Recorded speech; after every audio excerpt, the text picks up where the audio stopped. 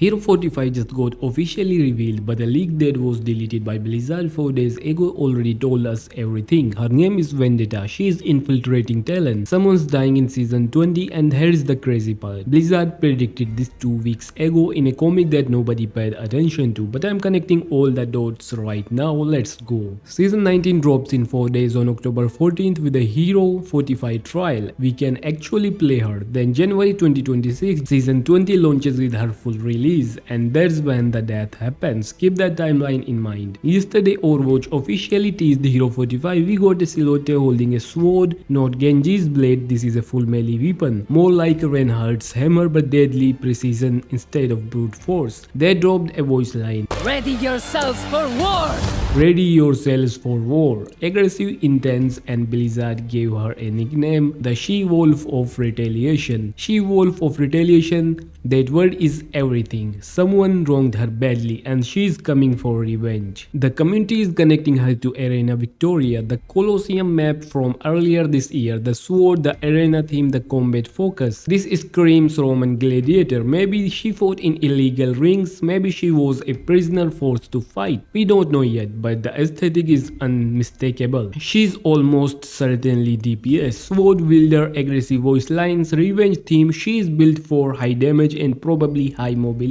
That's the official version, but the leak tells a much darker story because 4 days ago, before the official tease, someone in the history of accurate Overwatch leaks posted her entire story on Reddit. Her name, her backstory, the full season 20 cutscene, everything. And within hours, Blizzard's legal team nuked it. Post deleted, image is gone. When they move that fast, you know it's real, but the internet never forgets. First, her name is Vendetta. Perfect name. A vendetta is a blood feud, revenge mission that doesn't end until someone's dead. This hero doesn't just have beef with someone, she's on a kill list mission. The deleted leak described an entire in-game cutscene coming in season 20. Here is what it said. Vendetta infiltrates a Talon facility, full stealth mode, moving through shadows. She encounters guards, Talon soldiers, and takes them down. Not arrests, not knocks them, kills them, just slicing through security like they are nothing. Then she reaches a meeting room and busts in on Talon leadership, Moira, Doomfist, Maximilian, and Sigma. The top brass having a strategy meeting, and Vendetta just crashes through the door with a sword. And here's the part that made Blizzard delete it so fast. Someone dies in this cutscene, a popular established character gets killed off. Let's break down the candidates. Maximilian is the newest Talon member. Killing him is the safe choice that moves the plot without massive backlash. Moira is a fan favorite scientist. Her death would shock people, but she is not central to the main conflict. Sigma is being mind controlled by Talon. He is more victim than villain. Maybe he's collateral damage trying to protect someone. But Doomfist, he is the leader. He's been built up for years as this mastermind villain. Killing Doomfist would completely change Overwatch's story. Talon would collapse into chaos, power vacuum, panic. My bad, Doomfist goes down. Maximum impact, maximum drama, but drop your predictions. Who do you think dies? Because we find out in 4 months. Now here's where this goes from the leak to conspiracy, because Blizzard didn't just hint at Hero 45 yesterday, they told us about her 2 weeks ago in a comic that almost nobody connected to this until right now. Let me show you something. 2 weeks ago, Blizzard released the Reconciliation comic. It's about Ramattra trying to recruit Zenyatta to his Omnic Liberation cause. Typical lore content, emotional brother reunion stuff, but there is one line, one throwaway piece of dialogue that now after the leak changes everything. Ramattra is explaining his alliance with Talon to Zenyatta, defending why he's working with terrorists, and he mentions that Talon has been having hiccups lately. He specifically says Talon has problems, and these problems are quote, not his concern. This comic dropped to Talon's problems are not his concern. This comic dropped 2 weeks before the official release for Hero 45 reveal. And what does the leak say Vendetta is doing? Attacking Talon, breaking into their facilities, killing their guards, interrupting their leadership meetings. Vendetta is the problem Ramattra was talking about. This isn't a coincidence. Blizzard literally foreshadowed Hero 45 in a comic and almost nobody caught it. This was planned months in advance. But here's the question that's been eating at me. Why does Ramattra know about Vendetta attacking Talon? How does he know about their problems? There's 3 theories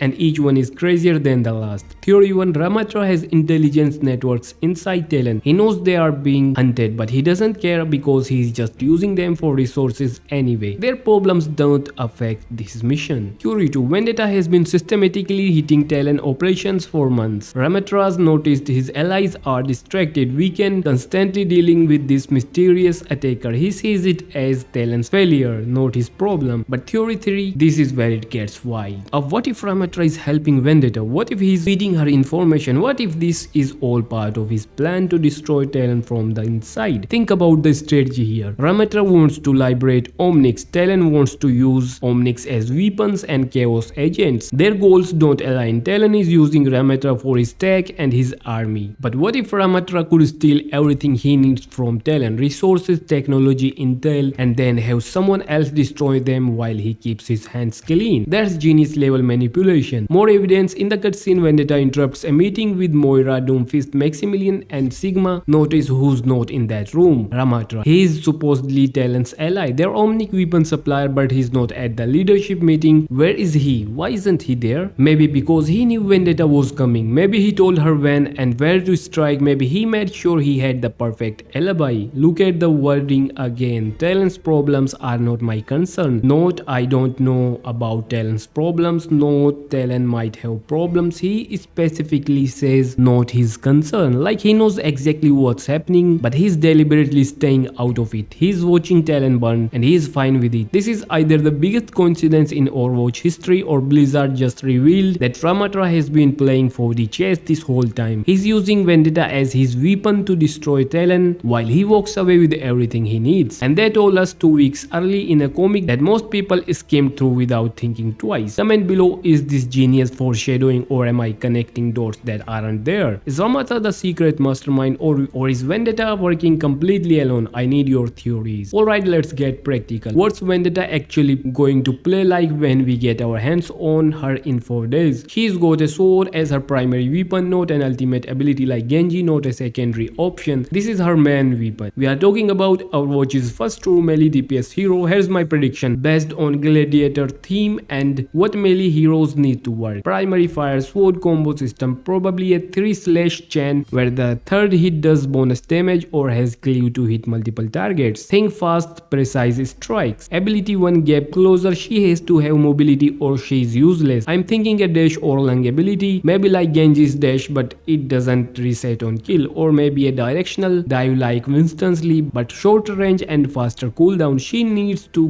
get in to do damage. Ability 2, this is where the gladiator theme gets interesting. Gladiators weren't just about attacking, they were about technique, defense, and counter attacks. I'm predicting a parry or block ability. Maybe she can block incoming damage for 1 second, and if she blocks an attack, her next sword strike does bonus damage. Or maybe she can deflect projectiles back like Genji but with a shorter window. Something skill based that separates good players from great ones. Ultimate rage mode or combat trance. She already has the sword, so the ult needs to make her more dangerous with it. I'm thinking increased attack speed, movement speed buff, maybe damage reduction or temporary shields. And this would be sick. What if her ult make her attacks ignore barriers for a few seconds, hard counters shields, makes her the ultimate dive assassin. This is going to be a high skill ceiling hero. Bad positioning means you feed and die instantly. Good positioning means you delete backlines before they can react. More we will find out in 4 days which one she is. Alright, time for my complete theory. Let me connect every single piece. Vendetta's backstory. I think she is a former gladiator who fought in illegal underground fighting rings, not historical Roman times, modern illegal fights. Maybe in Numbani, maybe in Rome, somewhere with organized crime. And Talon ran these fights or controlled them, or used them to recruit fighters. Vendetta was their star, undefeated, brutal, effective. But then something happened. Maybe Talon killed someone she loved to keep her fighting. Maybe they threatened her family. Maybe she tried to escape and they made an example of someone close to her. That's where the Vendetta comes from. Personal, brutal revenge. She's been hunting Talon leadership for years, taking out their operations one by one, working her way up the chain, and she's finally reached the top. Meanwhile, Ramatra allies with Talon to get resources for his Omnic liberation mission, but he's not stupid. He knows Talon is using him as much as he's using them. Then he learns about Vendetta, this mysterious assassin systematically destroying Talon operations, and he realizes this is he's out, so Ramattra starts feeding her information. Not directly, he's too smart for that, but intel leaks to her. Security weaknesses appear, meeting schedules become unpredictable. He makes it easier for her to hunt them. Season 20 Vendetta crashes the leadership meeting. In the chaos, Doomfist dies. I'm convinced it's Doomfist. He's the biggest threat. The leader killing him